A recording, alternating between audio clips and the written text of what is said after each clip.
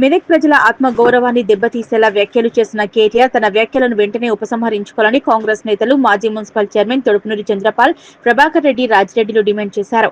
ఇటీవల తెలంగాణ భవన్లో మెదక్ ప్రజలు గాడిదలన్న కేటీఆర్ వ్యాఖ్యలను ఖండిస్తూ గురువారం కాంగ్రెస్ నేతలు జిల్లా ఎస్పీ కెవి శ్రీనివాసరావును కలిసి కేటీఆర్ పై చర్యలు తీసుకోవాలని డిమాండ్ చేస్తూ వినతిపత్రం సమర్పించారు.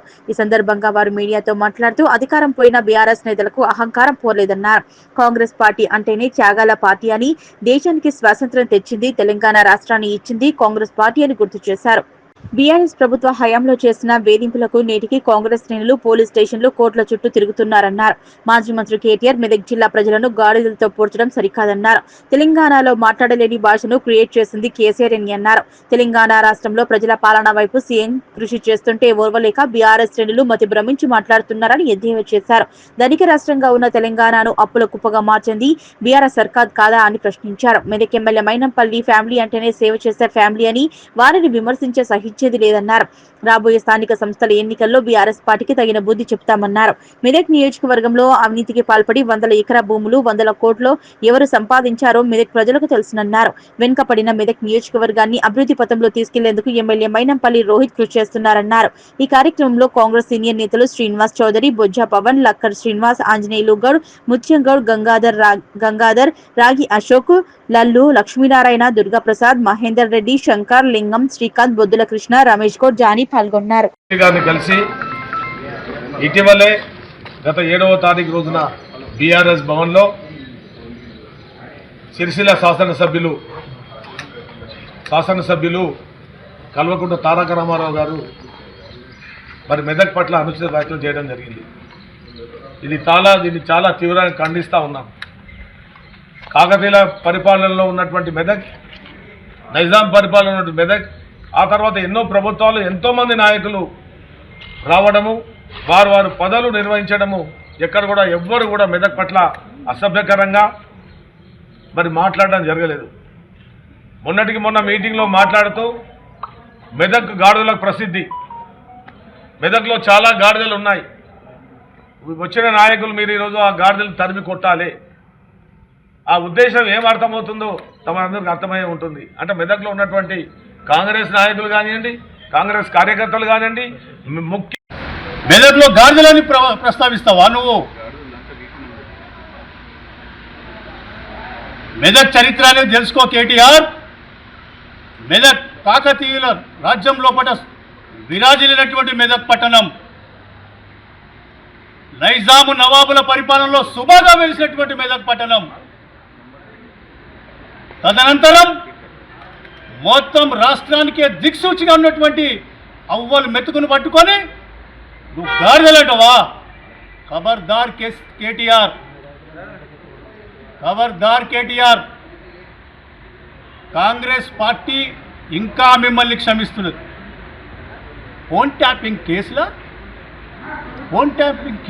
ఫోన్ ట్యాపింగ్లు చేసి మళ్ళా రాజ్యాధికారం సాధించుకోవాలని ఆలోచన చేసిన మీరు సినిమా యాక్టర్లు వదిలే, భార్యాభర్తలను వదిలే, పడుచు పిల్లలను వదిలే, చివరికి మీ యొక్క పార్టీ ఎమ్మెల్యేలు కూడా మీరు వదలలే. మరి గాడిదలను సంబోధించొచ్చా? మరి ఎప్పుడు ఓట్లకు వచ్చి ఓట్లు దండుకొని మరి ప్రభుత్వాలు నడిపిన పరిస్థితుల్లో ప్రజలను ఆ విధంగా అవమానపరచడం సబబా అని ప్రశ్నిస్తూ ఇలాంటి పునరావృతం కావద్దని కోరుతా ఉన్నాం. కేవలం మెదక్ ప్రజలనే కాదు, గౌరవ ముఖ్యమంత్రి గారిని ఎట్లా వాడితే అట్లా ఈరోజు మాట్లాడుతూ ఉన్నారు. నోటితో చెప్పలేని విధంగా మాట్లాడుతూ ఉన్నారు. ముఖ్యమంత్రి గౌరవించాల. ఆ భాష, ఆ తీరు, ఆ పద్ధతి చాలా అసభ్యకరంగా మాట్లాడుతూ ఉన్నారు. మేము దాన్ని కూడా తీవ్రంగా ఖండిస్తూ ఉన్నాం. ప్రజాస్వామ్యంలో అందరికీ మాట్లాడే హక్కు ఉంది. మేము మాట్లాడతాం, ఏ విధంగానైనా మాట్లాడతామని హక్కు మాత్రం లేదు. మరి కొన్ని పద్ధతులకు లోబడి మాట్లాడాలి. విమర్శించండి, ఎవరు వద్దనని కాదను. రాజకీయ పార్టీలో, ప్రజాస్వామ్య దేశంలో అన్ని పార్టీలకు హక్కు ఉంది. జరిగినటువంటి తెలంగాణ భవన్లో కొన్ని చేరికలని కార్యక్రమం పెట్టుకున్నారు. తెలంగాణ భవన్లో మరి సిరిసిల్ల శాసనసభ్యులు కేటీఆర్ గారు ఏదో హైపోకి వెళ్ళిపోయి ఏమోదో సాధించడమన్న ఉద్దేశంతో ఆగా మేఘాల మీద ఏది కాళ్ళు కూడా భూమికి తలగకుండా పైకి లేచి అనుచిత వాక్యాలు అంటూ ఎటువంటి అనుచిత వాక్యాలు అంటే ఈ సమాజము చీకొట్టేటటువంటి అనుచిత వాక్యాలు చేయడం జరిగింది.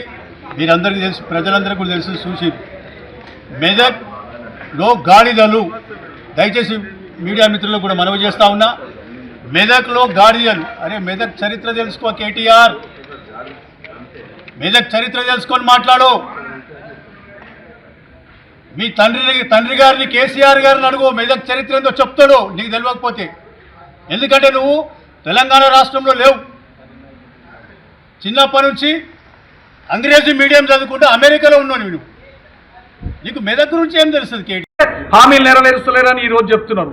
ఒక అప్పుల కుప్పం చేసి ధనిక రాష్ట్రం అని బుకాయించారు. మీ బుకాయింపే మా ఎన్నికల మేనిఫెస్టో. ఎందుకంటే ధనిక రాష్ట్రంలో పేద ప్రజలకు పెద్ద ఎత్తున సంక్షేమ కార్యక్రమాలు అమలు చేస్తామని హామీలు ఇవ్వడం జరిగింది.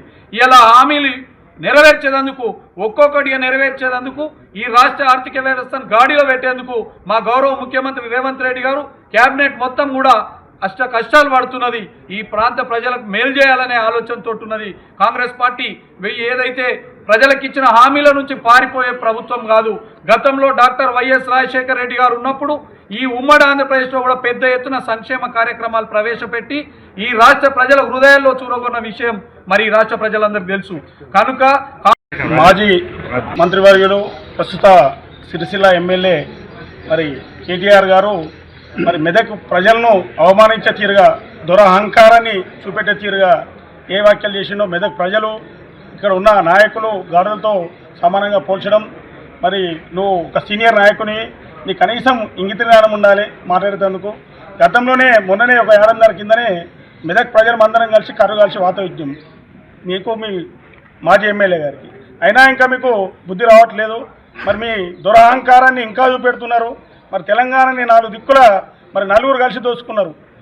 పూర్తిగా దోచుకొని తెలంగాణ ఆర్థిక వ్యవస్థను చిన్నాభిన్నం చేసి ఇలా మేమున్నప్పుడు గొప్ప విషయం అంటారు. 7 లక్షల కోట్ల అప్పులు చేసి రాష్ట్రాన్ని అధోగతి పాలు చేసిర్రు.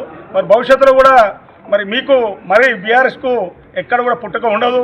మరి ఈ విధానాన్ని మీరు మార్చుకోకుంటే భవిష్యత్తులో మేము కూడా అడుగడుగున మరి అడ్డుకుంటాం మిమ్మల్ని.